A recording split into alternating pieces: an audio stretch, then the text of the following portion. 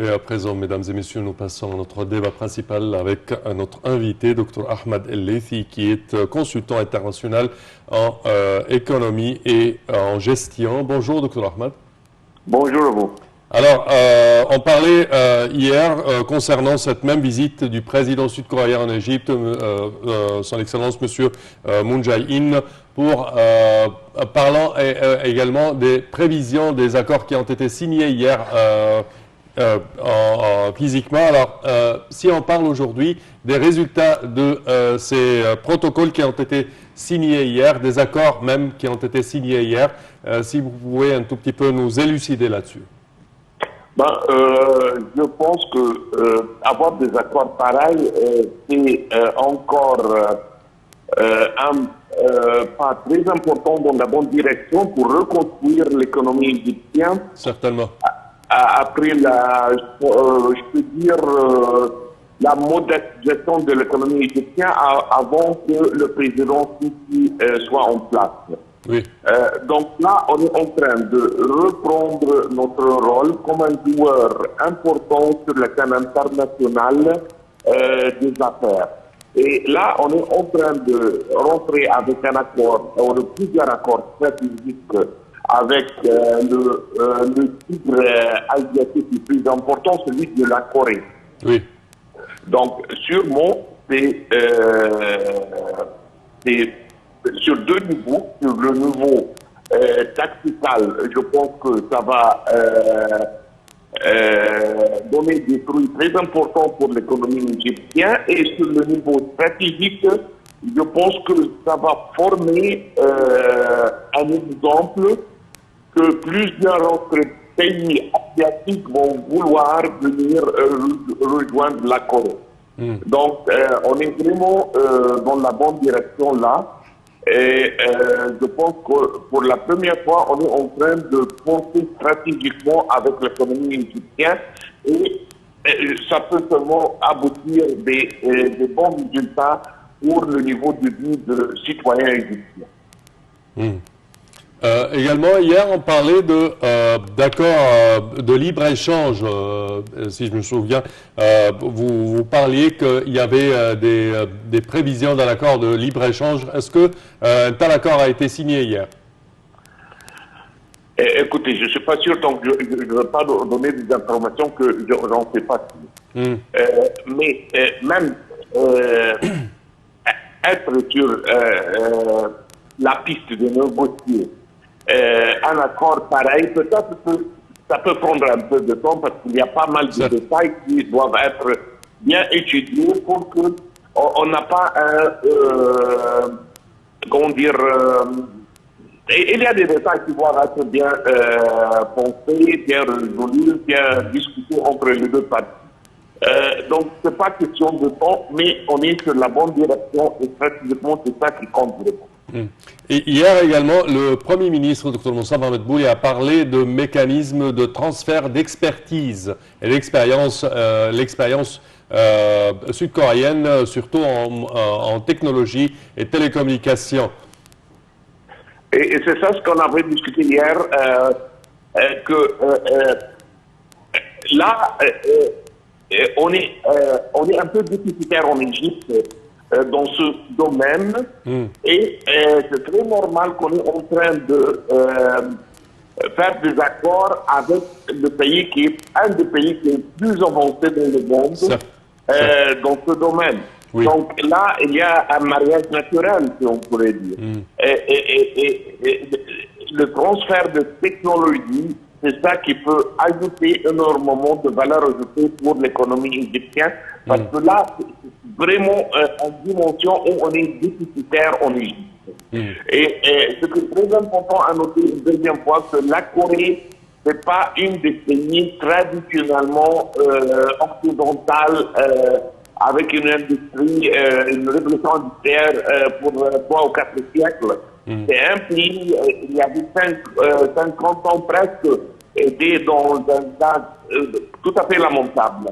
Et là, la technologie est une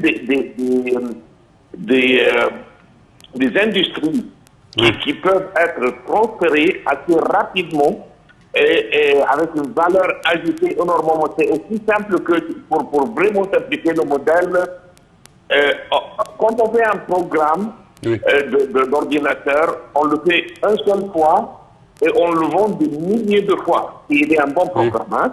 Mais ça, c'est très différent de n'importe quel genre d'autre industrie. Quand on fabrique quelque chose, on doit la vendre. Et pour vendre une autre, on doit fabriquer un autre.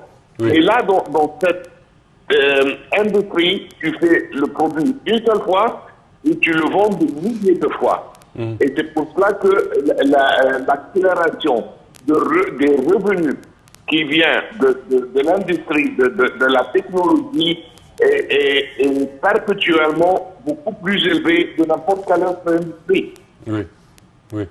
Et donc là, je pense qu'on est, c'est ça, la valeur ajoutée. On n'est pas intéressé, on peut être intéressé, mais on n'est pas là pour faire cette alliance pour, je ne sais pas, importer du 5 ou des produits alimentaires ou quelque chose pareil.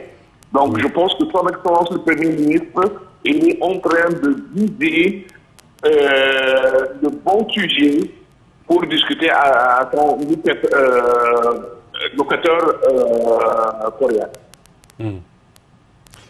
De point de vue international, est-ce que vous voyez que les relations égypto-sud-coréennes aident l'économie égyptienne et en tant qu'une économie phare dans la région? Absolument, parce que l'Égypte, stratégiquement, pour que l'Égypte peut être capable de résoudre les défis économiques qu'elle a aujourd'hui, l'Égypte doit se transformer d'un pays consommateur à un pays producteur ou exportateur.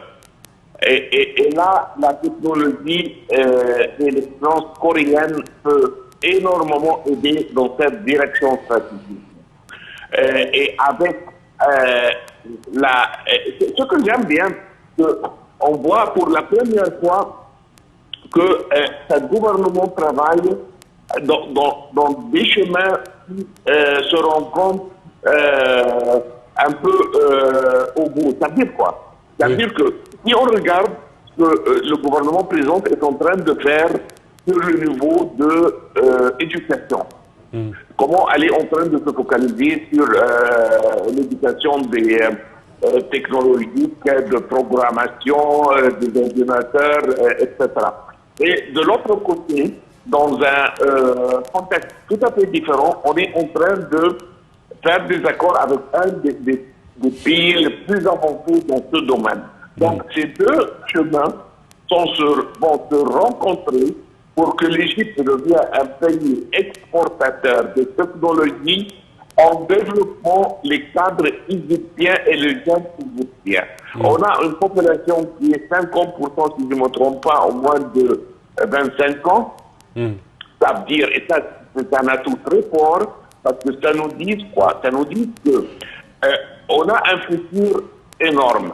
On a une population qui peut apprendre et peut s'adapter très facilement, parce que c'est beaucoup plus difficile que quelqu'un dans son cinquantaine commence à apprendre de nouvelles technologies. Mais pour un jeune de 22, 23 ans, ça se passe comme ça. Hein? Donc là, on est en train de penser dans la même direction et sur plusieurs rails, si vous voulez. Et je pense qu'on va arriver. C'est un long trajet, c'est pas facile, mais c'est seulement avec ce genre de travail que l'administration de président qui présente est en train de mettre en place qu'on peut aboutir à ce but assez challenge. Parfait. Dr Ahmed El-Leithi, au terme de cette édition, je tiens à vous remercier de vos explications. Merci à vous. Je répète que vous êtes consultant international en économie et en gestion. Merci à vous.